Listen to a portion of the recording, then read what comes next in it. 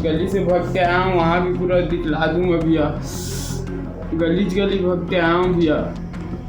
नुकीले हथियार तो ऐसे लेके घूम रहे हैं जैसे जेब में लॉलीपॉप बचपन में लेके घुमा करते थे। उसको इतने जगह मारा गया है, जांघ पे मारा गया है, हाथ पे मारा है, कुहनी पे मारा है, सिर पे मारा है। शेखर यादव नाम बताया जा रहा है, जैसा कि नाम आ रहा है। उसने जो है धारदार हथियार निकाला, खंजर निकाला और खंजर निकाल करके सामने वाले पे वार किया। वो भाग गया और शेखर मेरे को चाकू मारा और मैं अपने बीच बचाव के लिए देखो सर पूरा हाथ फाड़ दिया। देखो हमारे यहाँ दुर्ग ज़िले में एक ट्रेंड चल रहा है पिछले कुछ महीनों से, या यूँ कहूँ कि 6 महीने तो लगभग हो ही गए होंगे, कटरबाजी का।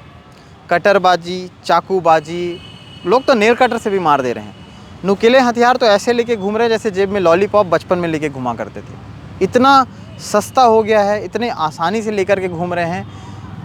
योजनाएं बहुत सारी बन गई और योजनाओं के तहत लोगों ने एक दूसरे को फंसाने के लिए, अपने ही दोस्तों को फंसाने के लिए उनके चाकू वाली फ़ोटो को थाने तक भेजा, उन्हें उठाया गया, दूसरे दिन छोड़ा गया। बस यही सब चलता रहा।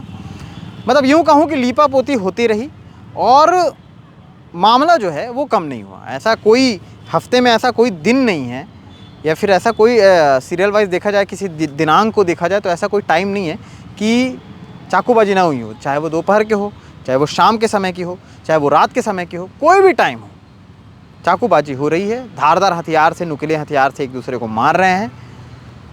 अब एक तरफ पुलिस कहेगी कि हम करें तो करें क्या, क्योंकि हम तो चारों तरफ देख रहे हैं, गश्त कर रहे हैं, हम तो चारों तरफ अपनी गाड़ी लेकर के दौड़ रहे हैं।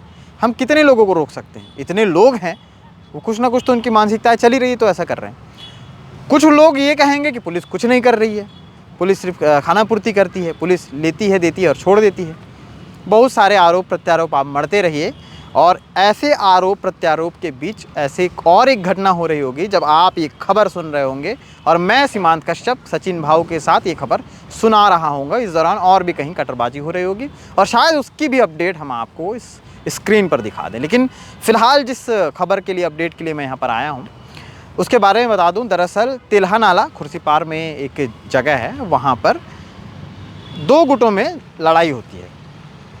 अब ये 2 गुटों की लड़ाई ऐसी हो जाती है कि जिसमें से एक के पास होता है धारदार हथियार, वो दूसरे को मार देता है। तो जिस शख्स को मारा गया है वो, हालांकि उसकी उम्र कम है, इसलिए मैं नाम भी नहीं ले सकता। अब आप बोलेंगे कि नाम लेना चाहिए, आपको बताना चाहिए किसको मारे हैं, बहुत सारी गाइडलाइन होती है, हम भी उसको फॉलो करते हैं। तो जिस शख्स को मारा गया है उसको इतने जगह मारा गया है, जांघ पे मारा गया है, हाथ पे मारा है, कुहनी पे मारा है, सिर पे मारा है। लगभग 5 से 10 जगह ऐसे नुकीले हथियार से वार किए गए। हथियार भी कौन सा था? खंजर था। खंजर ये हमें कैसे पता चला? क्योंकि जिसको मारा गया है उसने बताया है। उसने कब बताया है?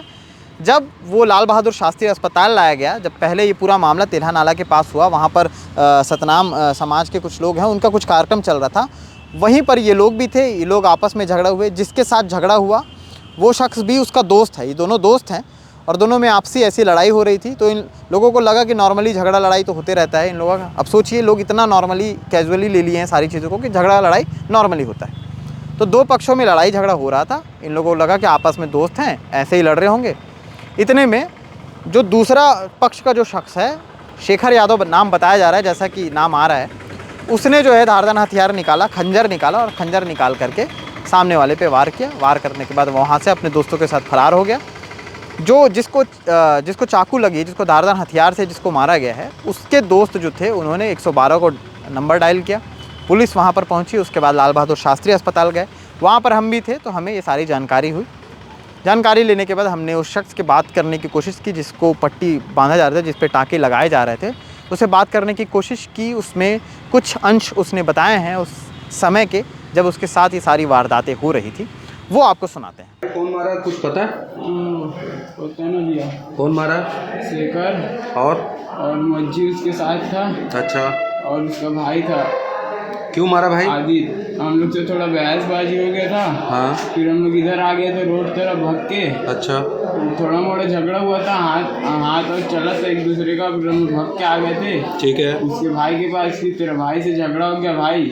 और फिर उसका भाई आया और उसका भाई छोटा वाला शेखर चाकू निकाला और मेरे को मारना चालू कर दिया। मेरे साथ था एक जन, वो भाग गया और शेखर मेरे को चाकू मारा और मैं अपने बीच बचाव के लिए देखो सर पूरा हाथ फाड़ दिया। देखो अपने आप जो लड़के लोग आपको मारे आप उनको पहचान लोगे ना? पहचान हुआ कहाँ पे? वो भी मेरी दोस्ती है सर, लेकिन थोड़ा मोड़ा बहसबाजी में निकाला चाकू और मारना चालू कर दिया। हुआ कहाँ पे है? गोली वोली के नशे में होगा। मेला वेले में गए थे बोलते हैं? मेले में नहीं, मेरे घर के पास सतनामी लोग का ना सर वो था, पंथी होता है ना, हाँ हाँ, वहाँ पर थे हम लोग, झगड़ा हुआ। फिर उसके अच्छा। बाद में निकल के हम लोग रोड के पास आए। ठीक ठीक। रोड के पास आए तो वहाँ पर झगड़ा उगड़ा हुआ तो लोग मारना चालू कर दिए।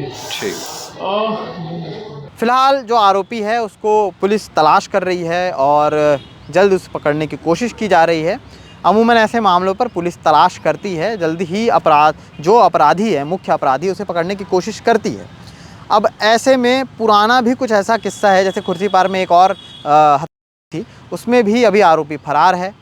चूँकि खाना बदोश जैसा इंसान था, एक जगह टिकता नहीं था, इसलिए पकड़ने में और उसको खोजने में थोड़ी सी तकलीफ़ हो रही है। इन तमाम सारी चीज़ों को लेकर के जो है और भी कई सारे अपडेट हैं जिसको बताना बाकी है। और भी कई खबरें, पिछले ही हफ्ते ऐसी कई खबरें हुई हैं जिसमें रामनगर में भी ऐसी ही चाकूबाजी की घटना हुई, कटरबाजी की घटना हुई, और जगह भी ऐसी ही घटनाएँ हुई हैं। अब कटर जो थर्माकोल काटने के काम आता था वो अब इंसानों के काम आ रहा है। इस पे अंकुश लगाने के लिए योजनाएं भी बनाई गई थी दुर्ग पुलिस के ज़रिए, उसका भी कुछ खास असर तो नहीं दिख रहा है। नाइट गश्त लगभग चल रहे हैं और सामने है 31st नाइट, यानी कि 31 दिसंबर। अगले साल यानी कि 2025 आ जाएगा। 2025 और 2024 के दरमियानी रात क्या कुछ होता है उसकी खबरें पिछले साल की वीडियोज़ में आप देख सकते हैं, और इस साल भी जो कुछ होगा वो भी अपडेट हम आपको दिखाई देंगे। इसलिए पुलिस थोड़ा टाइट रहती है ऐसे समय, लेकिन इतने टाइटनेस के बावजूद भी ये सारी घटनाएं लगातार हो रही हैं, जिस पे थोड़ा सा और चिंतन करने की ज़रूरत है। पुलिस को एक मीटिंग में बैठ करके ये सोचने की ज़रूरत है कि कमी कहाँ है। आगे क्या कुछ अपडेट रहेगा लगातार खबरों के माध्यम से दिखाते रहेंगे। शुक्रिया।